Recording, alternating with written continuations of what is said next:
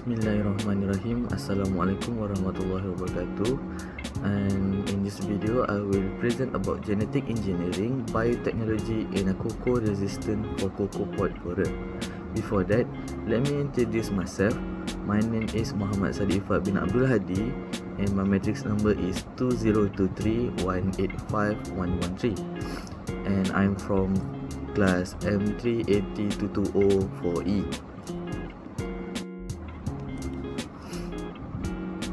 For the first part, I will explain about the introduction.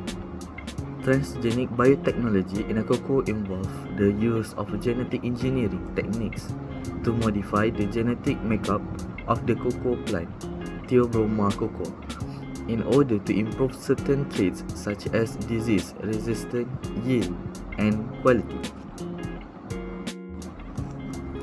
There are two goals in this research, which is the first one is the primary goal is to express insecticidal crystal protein, which is ICP genes from Bacillus thuringiensis (BT) in transgenic cocoa to combat the cocoa pod borer (CPB), with the BT toxin genes being evaluated for their effectiveness in controlling CPB in these genetically modified plants. Second, utilize transgenic approach to study and identify the genes involved in the disease resistance in a cocoa, aiming to uncover the genetic basis of resistant mechanism. Apply this finding to enhance plants' breeding effort, developing cocoa varieties with improved resistance to pests and disease, ultimately leading to more robust and productive cocoa crops. Next, I will explain about the methodology. In this methodology, there are 5 steps, which is the first one is identify desired traits. Scientists determine traits to improve like pest resistance, higher yield, or better cocoa bean quality. The second one is a select and isolated genes. They find and isolated genes responsible for this trait, such as BT genes from Bacillus thuringiensis for pest resistance.